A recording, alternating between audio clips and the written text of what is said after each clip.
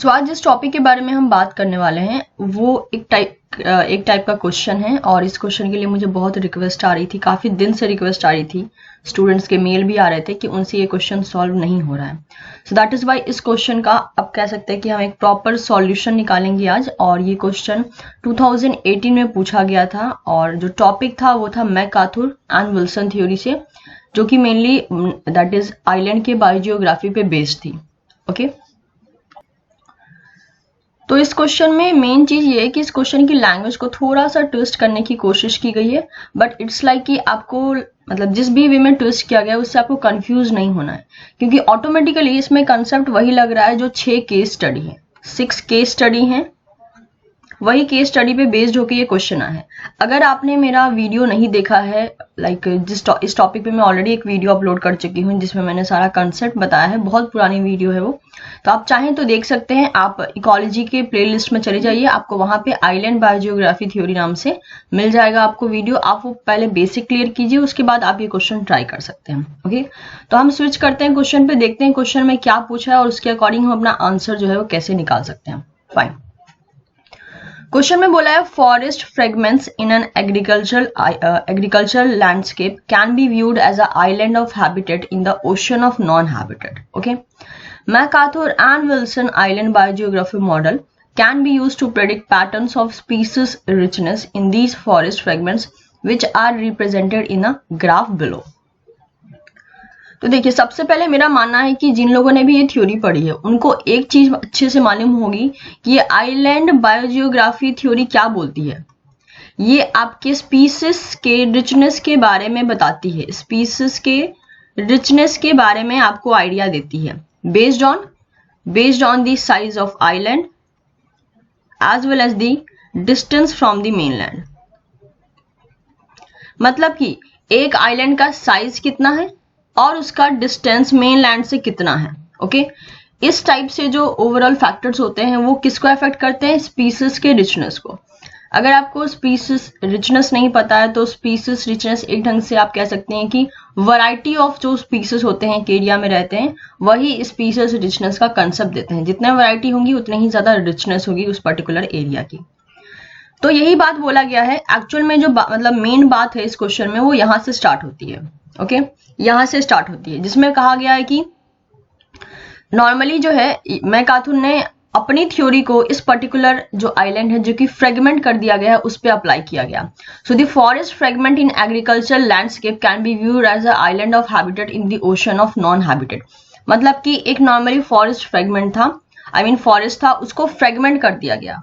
Example के लिए मान लेते हैं दिस वॉज अ फॉरेस्ट, उसको मान लीजिए इतना छोटा छोटा सा फ्रेगमेंट कर दिया गया। ओके, फ्रेगमेंट कर दिया गया। अब इस पे क्या कर रहे हैं, इस पे मैकार्थर और विल्सन की जो आइलैंड बायोजियोग्राफी थ्योरी थी उसे अप्लाई कर रहे हैं। यानी जब फ्रेगमेंटेशन हुआ तो कुछ फ्रेगमेंट बाहर निकले होंगे, राइट, तो उनके बीच का डिस्टेंस को कंसीडर किया गया। एज वेल एज जो फ्रेगमेंट बाहर निकले हैं वो ऑब्वियसली कुछ लार्ज होंगे साइज में, कुछ स्मॉल होंगे साइज में, राइट, तो साइज भी कंसीडर किया गया। तो साइज का कंसेप्ट लगा दिया गया कि हाँ जो फ्रेगमेंटेड लैंड है उसका साइज कितना होगा, एज वेल एज डिस्टेंस का भी कंसेप्ट लगा दिया गया। ओके, अब आपको बताना है यहाँ जो 4 ग्राफ दे रखे हैं, अगर हम इस फ्रेगमेंटेड लैंड पे डिस्टेंस और साइज का कंसेप्ट लगाते हैं तो इन 4 ग्राफ में से कौन सा ग्राफ सही हो जाएगा। तो देखिए, स्टार्टिंग के जो 2 ग्राफ है ए एंड बी के, आप देख सकते हैं इनके एक्स एक्सिस पे फ्रेगमेंटेड एरिया लिखा है। यानी हमें फ्रेगमेंटेड एरिया का मतलब क्या हुआ, साइज, राइट। यानी हमें ए और बी को साइज के लिए कंसीडर करना है, राइट।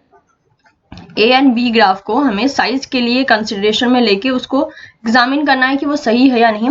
और सी और डी के जस्ट एक्स एक्सिस के नीचे देखिए क्या लिखा है, distance to the nearest fragment. यानी सी और डी जो है वो डिस्टेंस के बारे में बताएंगे। ओके, अब ये 2 चीज अगर समझ में आ जाती है तो आपको ये भी पता है कि ए और बी में से कोई एक ही ग्राफ ऐसा होगा जो कि साइज के लिए सही होगा और सी और डी में से भी कोई एक ही ग्राफ ऐसा होगा जो कि साइज के लिए सही होगा। क्योंकि अगर आप यहाँ पे ऑप्शन देखें तो ऑप्शन में साफ साफ कह रखा है which of the following combination of graph correctly represent the prediction from the model. तो यहाँ पे हर जगह 2-2 का पेयरिंग है, यानी कोई 2 ग्राफ ही सही है। तो ये तो कंफ्यूजन दूर हो गया कि ए और बी कभी भी एक साथ नहीं आएंगे, सी और डी कभी भी एक साथ नहीं आएंगे, क्योंकि दोनों एक ही चीज बता रहे हैं। तो हम क्या करते हैं, सबसे पहले ग्राफ ए को देखते हैं, और ग्राफ ए को हमने फ्रेगमेंटेड एरिया के फॉर्म में, मतलब कि साइज के लिए देखा है। ओके, अब देखिए, अब मैं इस ग्राफ को थोड़ा सा मैनिपुलेट करूंगी। मैनिपुलेट किस बेसिस पे करूंगी, अब वाई एक्सिस पे देखिए क्या बोला है, स्पीसीज रिचनेस इन फ्रेगमेंटेड एरिया। जितना ऊपर वैल्यू जाएगा उतना ही स्पीसीज रिचनेस क्या होगा, बढ़ेगा। मतलब ये होगा मैक्सिमम स्पीसीज रिचनेस, राइट। और यहाँ पे कहीं भी मान लेती हूँ मिनिमम, तो ये मैक्सिमम यहाँ पे स्पीसीज रिचनेस होगा, यहाँ मिनिमम होगा। फ्रेगमेंटेड एरिया में अगर साइज की बात करें तो दैट इज वेरी ऑब्वियस, ये होगा स्मॉल साइज। ये वाला पॉइंट जो होगा वो क्या दिखाएगा, स्मॉल साइज आइलैंड, और ये वाला पॉइंट होगा वो क्या दिखाएगा, लार्ज साइज आइलैंड, राइट। अब क्या करना है, हमें अपनी तरफ से इस ग्राफ को थोड़ा सा हम मैनिपुलेट करेंगे, सिर्फ और सिर्फ इसलिए ताकि ये क्वेश्चन सॉल्व हो जाए। तो मैंने क्या किया, मैंने इनको मैच करना स्टार्ट कर दिया इस बेसिस पे। ओके,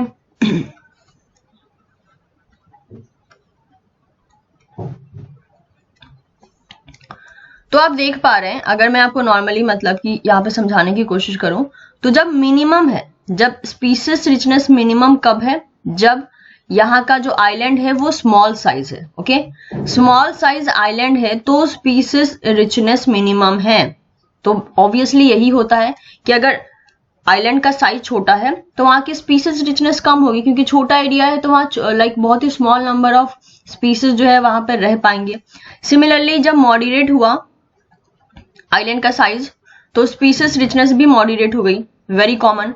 और जब लार्ज है, ओके, ये वाला पॉइंट, थर्ड वाला पॉइंट, जब लार्ज है आइलैंड तो स्पीसीज रिचनेस भी बहुत ज्यादा है, क्योंकि larger the area more will be species richness. जितना बड़ा एरिया होता है वही उतना ही ज्यादा ऑर्गेनिज्म उस एरिया को ऑक्यूपाई करते हैं।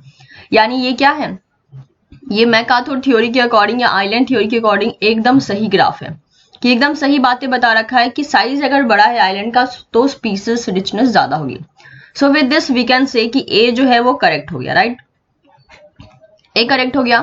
अब ए करेक्ट है तो बहुत ही कॉमन सेंस से हम बी को एलिमिनेट कर सकते हैं, बिकॉज ए और बी दोनों के ही ग्राफ को किस लिए रखा गया था, साइज के लिए रखा गया था। और साइज के लिए एट अ टाइम कोई एक ही ग्राफ जो है वो कंसिडरेशन में आ सकता है।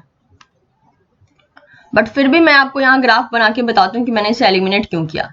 तो अगेन यहाँ पे मिनिमम होगा, यहाँ पे मिनिमम स्पीसीज रिचनेस, यहाँ पे मैक्सिमम, यहाँ पे स्मॉल साइज आइलैंड, यहाँ पे लार्ज साइज आइलैंड। तो अगर मैं इसको मैच करूं, राइट, अगर मैं मैक्सिमम ये है, फिर मैं यहां से अगर मैच करूं तो देखिए कैसे हो रहा है। ये क्या बता रहा है, ये बता रहा है कि स्पीसीज रिचनेस मैक्सिमम कब होगी, जब एरिया बहुत छोटा होगा साइज में, और स्पीसीज रिचनेस मिनिमम कब हो जाएगी, जब एरिया बहुत लार्ज होगा। तो ये किसी भी एंगल से होता है, ये रियल लाइफ में भी नहीं होता है। जितना ज्यादा बड़ा घर होता है उतने ही ज्यादा वहां पे लोग ऑक्यूपाई हो सकते हैं, जितना छोटा घर उतने ही कम लोग वहां पे ऑक्यूपाई होंगे। तो सिमिलरली ये कंसेप्ट अगर हम लगाते हैं, और वैसे भी ये जो क्वेश्चन मैं सॉल्व कर रही हूँ वो 6 केसेस के बेसिस पे सॉल्व हो रहे हैं, जो मैं ऑलरेडी अपने एक वीडियो में डिस्कस कर चुकी हूँ इन अ थ्योरेटिकल फॉर्म। तो बी क्या हो जाता है, बी यहाँ पे गलत है फॉर साइज पर्पस, एकदम गलत स्टेटमेंट है, क्योंकि स्पीसीज रिचनेस कम नहीं होगी अगर एरिया ज्यादा है तो, ओके, या साइज ज्यादा है तो कभी भी स्पीसीज रिचनेस कम नहीं होगी, वो ज्यादा होती है। तो ये गलत स्टेटमेंट बोल रखा है, गलत ग्राफ का रिप्रेजेंटेशन कर रखा है, इसलिए हमने इसको एलिमिनेट कर दिया।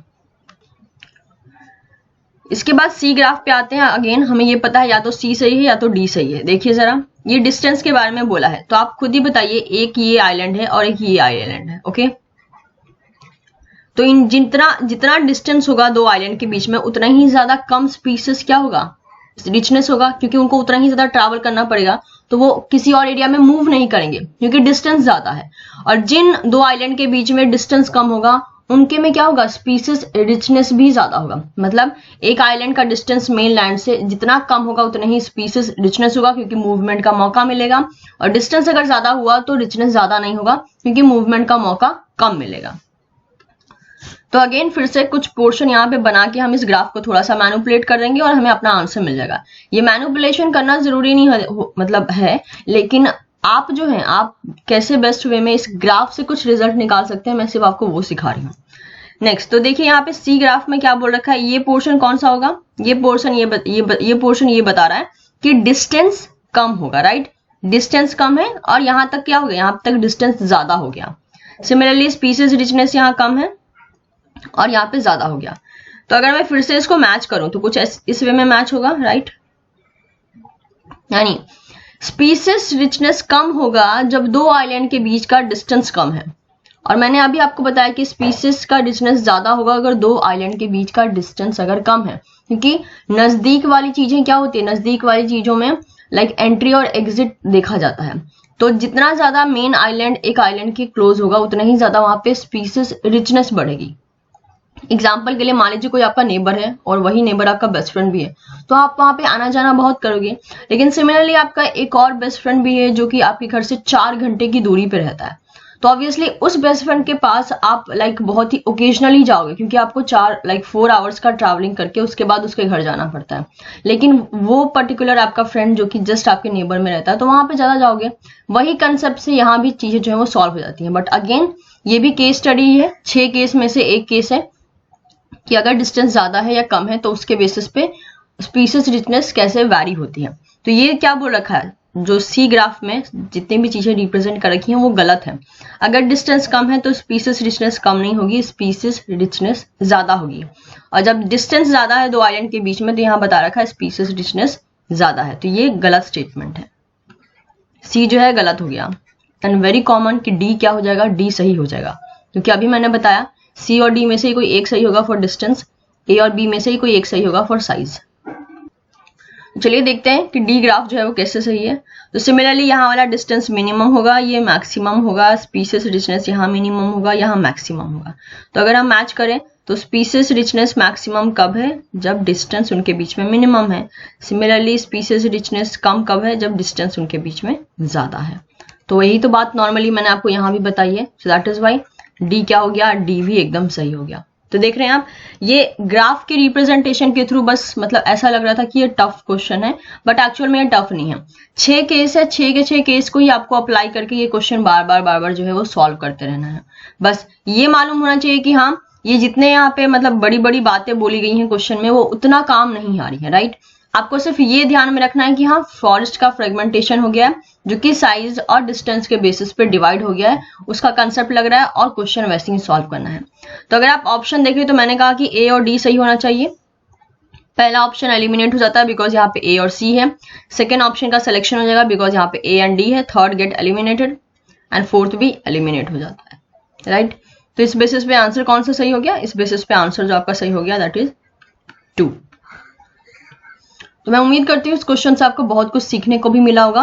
कोई भी ऐसा स्टूडेंट है जो कि लॉस्ट फील कर रहा हो, पता ना चला हो कि ये केस कैसे हो रहे हैं, तो आप मेरे थ्योरेटिकल पोर्शन पे स्विच कर सकते हैं। लाइक आइलैंड बायोजियोग्राफी थ्योरी नाम से वीडियो आपको मिल जाएगी प्लेलिस्ट में, इकोलॉजी के प्लेलिस्ट में, उससे आप देख लीजिए, आपको आइडिया मिल जाएगा कि कौन से 6 केस स्टडी हैं जिनके बारे में पता होना जरूरी है। वो 6 केस स्टडी मतलब वही है कि कोई एम्प्टी आइलैंड हो तो क्या मतलब स्पीसीज रिचनेस पे एम्प्टी आइलैंड का क्या इफेक्ट पड़ता है, पॉपुलेटेड आइलैंड का क्या इफेक्ट पड़ता है, उसके बाद नियरर आइलैंड का, फार आइलैंड का, एंड उसके बाद small island and large island. ये 6 केस हैं, ओके।